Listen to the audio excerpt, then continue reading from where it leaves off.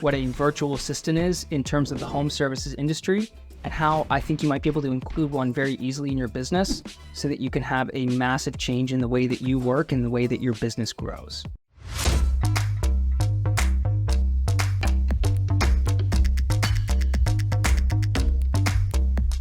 So there's been a lot of talk the past couple decades really now about what a virtual assistant is.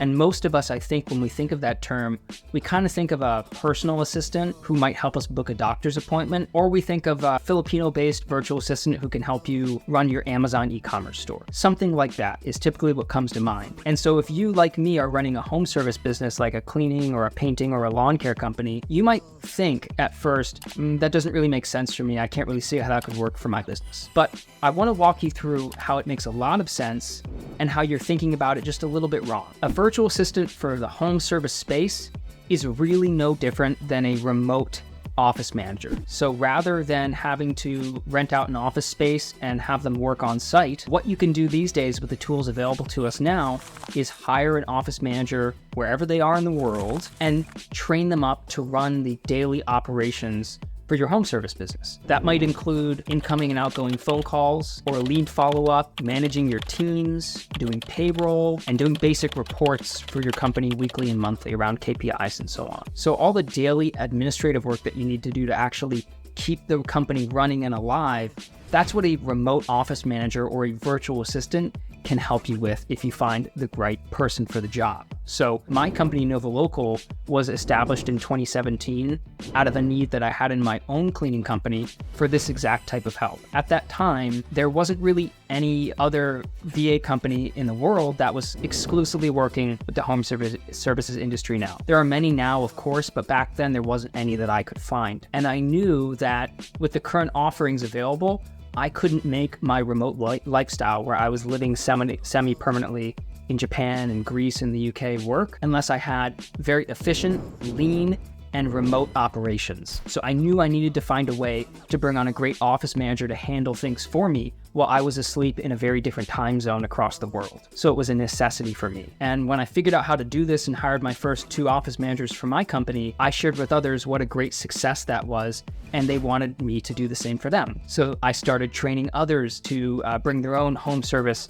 office managers on wherever they were in the world. And now we've worked with hundreds of local businesses all around the world to do the same thing. A virtual office assistant is one of the 3 core levers I think you can pull in a home service business now to really take your growth to the next level. So if you're kind of high 5 figures, low 6 figures, and you want to get to the high 6 figures, low 7 figures mark, one of the levers that you can pull is doing a quarterly business health check so you always know where your business is at and you're always working on the weakest link. Another is ensuring that you have a system for each area of the business to ensure that it's running smoothly. And the third is you have a great office team who can actually manage the day-to-day for you and keep your customers and your team happy so that you can go away and do what you want. This third and final lever is the most powerful because an office team is what will truly allow you to scale your business. You can have the best systems in the world, you can have the best business health check in the world, and that'll get you far, but you're still one person. You're still one individual who only has 24 hours in a day. When you hire an office management team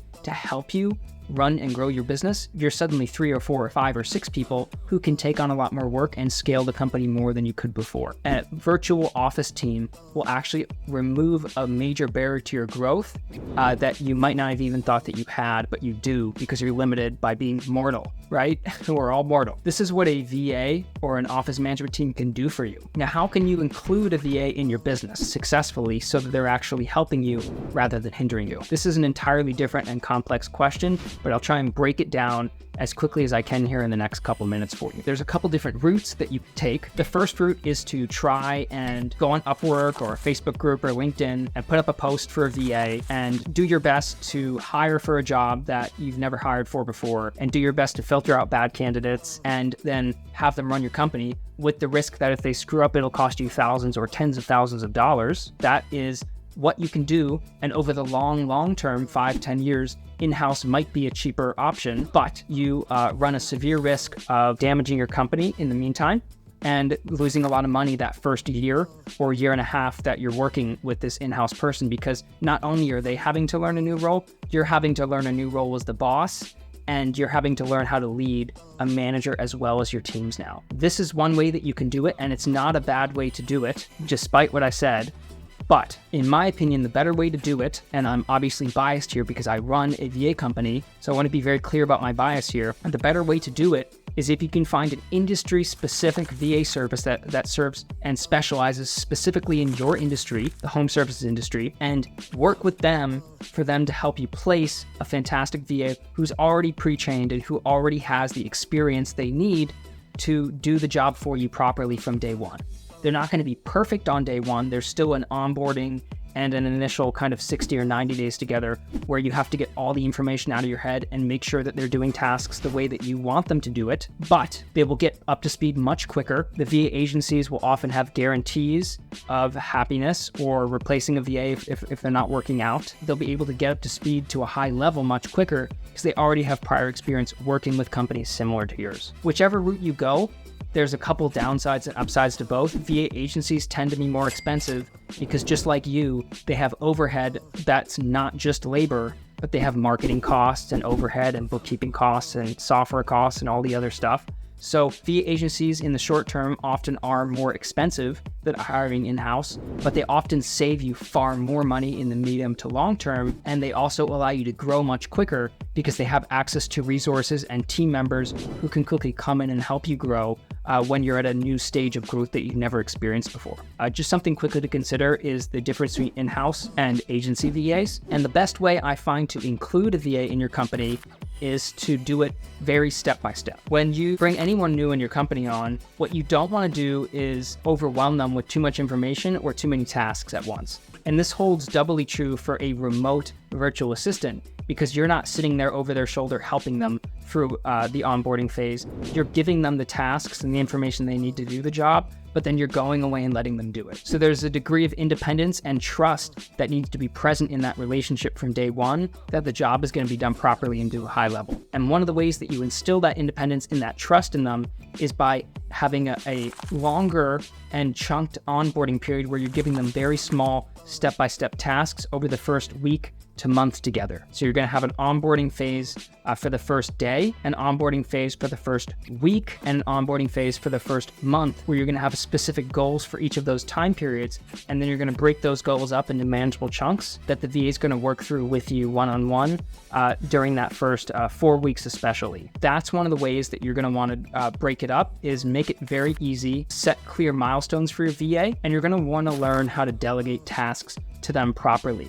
Because the way that you delegate to a VA or an office manager is very different to the way that you delegate to a technician, because the nature of the work is very differently. So if you're going to bring on a VA and expect to tell them to do a job in the same way that you would a cleaning tech or a plumbing tech, you're going to be very disappointed in the result, because the way that you communicate and the way that you actually frame the tasks for them is very, very different. So you're going to need to learn how to communicate properly with a VA or with a office manager. So communication style is the second one that's really important. And the third one is you're gonna need to be able to give them the independence to mess up. So in my business, what we use is called a fund. And a fund is a fund of weekly money that my VAs can dip into to fix any problems that happen on their watch without notifying me of it. So for example, you might have a $200 weekly fund where that VA, if a problem happens and a client is unhappy or a team is unhappy, that VA can dip into that $200 weekly fund and just fix the problem and not even tell you until later, because they know you don't want to be disturbed. You just want them to fix the problem and be independent enough to make that decision on their own. The way that you make them independent is by giving them room and options to work with so that they can actually mess up. And if a person is afraid to mess up, they're not going to be very independent. So that's a third one, is cultivating independence. So this is just 3 small steps of many that you'll need to take as you embark on a journey of including a VA into your company. But I wanted to talk with you through them because they're 3 really important ones that you might want to consider. If you want to have a conversation personally with me about this, you're welcome to do so. You can visit my VA company, InovaLocal.com. I'll put the link below, and we can actually jump on together and we can talk through this. I hope that's very helpful. A VA is truly one of the most powerful things that you can add to your business, but it's something that you need to make sure you're adding at the right time in your business. All right, hope that helps. Bye.